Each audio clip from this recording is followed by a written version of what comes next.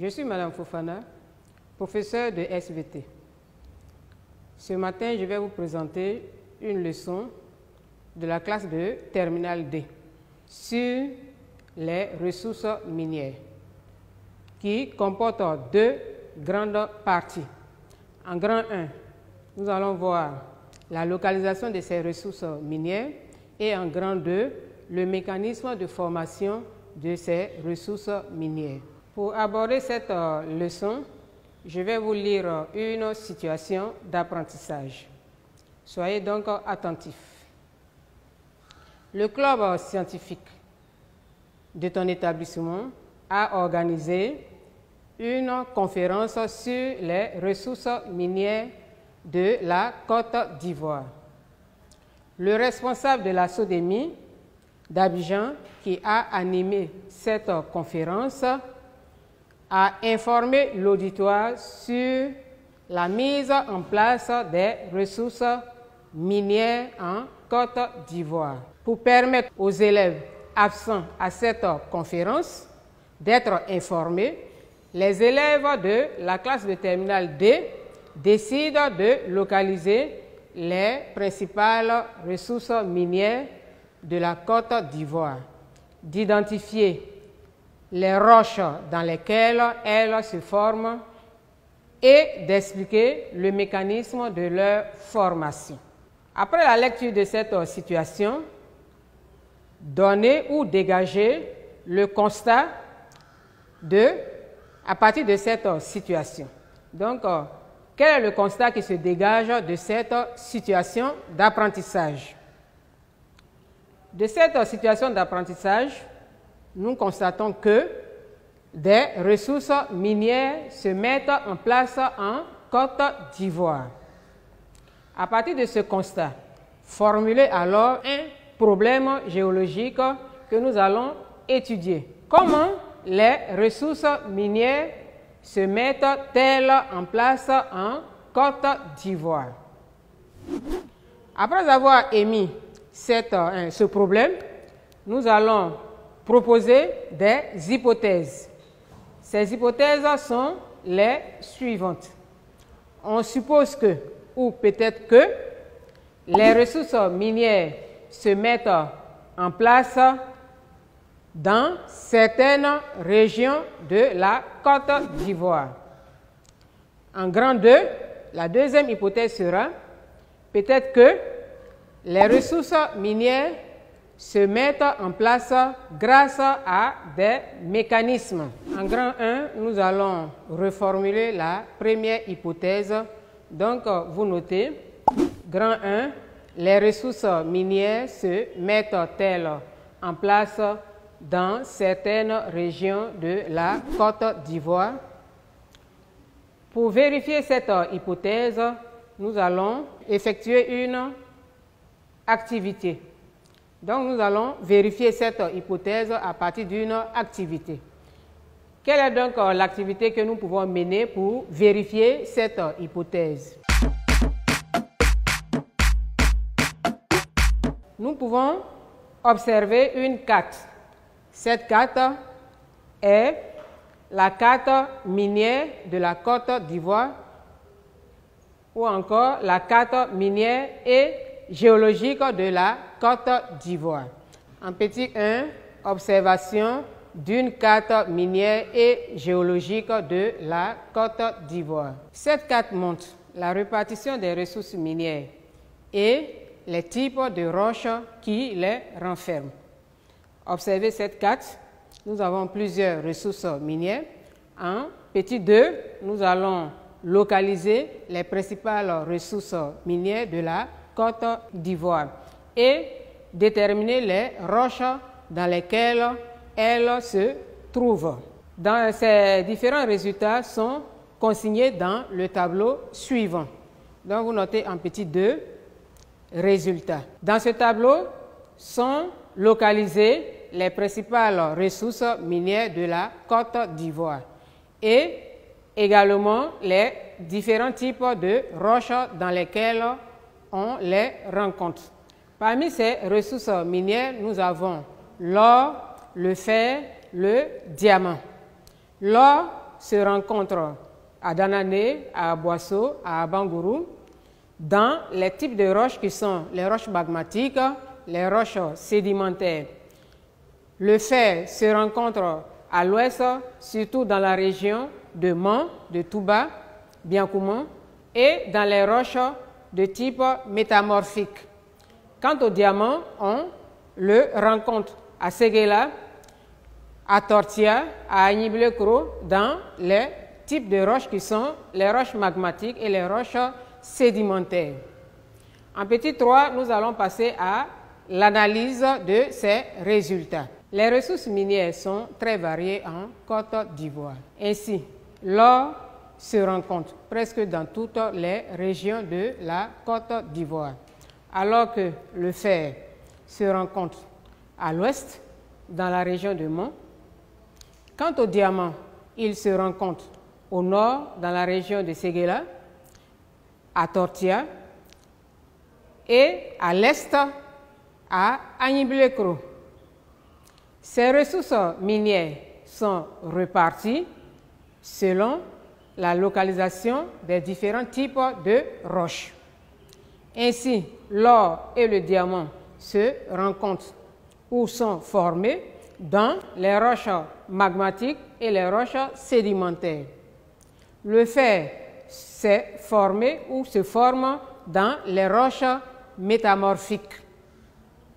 Ces roches qui renferment les ressources minières sont appelées roches encaissantes.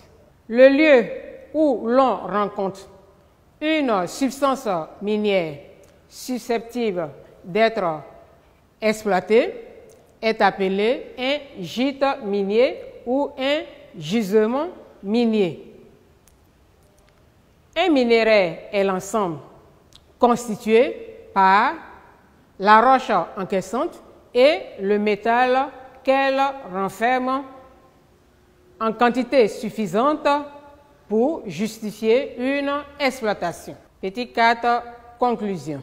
On retient que en Côte d'Ivoire, les ressources minières sont très nombreuses et elles sont localisées dans diverses régions selon leur nature. Pour terminer cette première séance, nous allons faire une activité d'application. Voici une liste de ressources minières et des régions. Pour les ressources minières, nous avons l'or, le diamant, le fer. Les régions sont Séguéla, Mans, Toumoudi, Danané et Tortilla. Relier ces ressources minières à la région ou les régions dans lesquelles on les trouve. Vous avez 5 minutes pour faire cet exercice.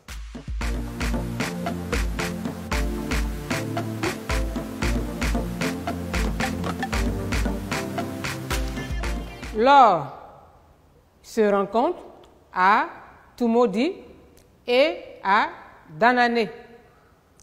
Le diamant se rencontre à Séguéla, à Tortilla.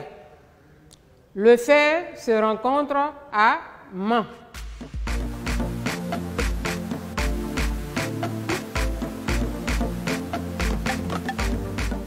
En grand 2, formulons cette deuxième hypothèse. Les ressources minières se mettent-elles en place grâce à des mécanismes? Proposez une activité permettant de vérifier cette hypothèse. L'activité que nous pouvons mener pour vérifier cette hypothèse, nous pouvons faire l'observation d'une coupe de terrain. Donc, vous notez en petit 1, observation d'une coupe de terrain. Dites ce que présente cette coupe de terrain. Cette coupe de terrain présente différents gîtes miniers. Donc, en petit 2 résultats, nous allons identifier ces différents gîte minier. En grand A, identifions ces différents gîtes miniers présentés au niveau de cette coupe de terrain. En grand A, nous avons le gîte d'altération ou le gîte résiduel. En grand B, il s'agit du gîte filonien. En grand C, le gîte en amas. En grand D, le gîte de faille. En grand E, le gîte alluvionnaire, encore appelé placère. En grand F, nous avons le paléoplacère. Après avoir identifié ces différents gîtes miniers, nous allons passer à l'analyse des résultats. Petit 3, analyse des résultats. Les gîtes filoniens, gîtes en amas et gîtes de faille se forment dans le massif granitique. Le gîte d'altération se forme au sommet de ce massif. Le gîte alluvionnaire se forme dans une rivière et le paléoplacère se forme dans une couche sédimentaire. Après cette analyse, nous passons à l'interprétation des résultats. Donc, nous avons en petit 4, interprétation des résultats. La formation du gîte filonien, du gîte en amas et du gîte de faille a un lien avec la formation du massif granitique. Le mécanisme est le suivant. En première étape, on a la montée ou la remontée du magma dans les couches supérieures. En deuxième étape, on a la cristallisation successive, encore appelée cristallisation fractionnée, des minéraux provoqués par la baisse de la température et de la pression. En troisième étape, nous avons le dépôt ou la précipitation des minéraux et leur concentration ou encore leur accumulation dans ces lieux. Ainsi, lorsque ces minéraux cristallisent, se déposent et se concentrent dans une fissure appelée filon, nous obtenons le gîte filonien. Lorsque cette cristallisation, le dépôt des minéraux et leur concentration ont lieu dans une faille, nous obtenons le gîte de faille. Dans le cas du gîte en amas, les minéraux se séparent de façon précoce du liquide magmatique, cristallisent et se concentrent dans le massif granitique. Ces différents types de gîtes, le gîte filonien, le gîte en amas et le gîte de faille issus du liquide magmatique constituent un groupe de gîtes qu'on appelle les gîtes primaires. Nous allons passer maintenant à la formation du gîte d'altération, du gîte alluvionnaire et du paléoplacère. Ces trois gîtes se forment, sinon ont le même processus de formation, presque le même processus de formation que la formation des roches sédimentaires. Ainsi, le mécanisme est le suivant. On a, dans une première étape, l'altération d'une roche primaire ou d'une roche préexistante. Après l'altération de cette roche préexistante, nous avons la libération de minéraux. En deuxième étape, ces minéraux sont transportés ou non. En troisième étape, ces minéraux sont déposés et se concentrent. Ainsi, dans le cas du gîte d'altération, Les minéraux issus de cette altération restent sur place, c'est-à-dire dans le lieu d'altération, c'est-à-dire vont se déposer dans ce lieu-là, se concentrer et donner le gîte d'altération. Pour le gîte alluvionnaire, les minéraux issus de l'altération sont transportés par l'eau de ruissellement et déposés dans les sédiments d'une rivière ou d'un cours d'eau. Ces minéraux dans ces sédiments, encore appelés les alluvions, se concentrent et donnent le gîte alluvionnaire. Dans le cas du gîte appelé le paléoplacé, nous avons le même mécanisme de formation que le placé ou le gîte alluvionnaire. Donc, il y a d'abord une altération d'une roche préexistante, libération des minéraux qui sont également transportés et concentrés dans des sédiments. Lorsque ce gîte formé, qui était d'abord le placé, se recouvre de plusieurs couches sédimentaires avec le temps, on obtient alors le paléoplacé. Rappelons que ces trois derniers gîtes miniers, c'est-à-dire le gîte alluvionnaire, le paléoplacé et le gîte d'altération, constituent un autre groupe de gîtes appelés les gîtes secondaires.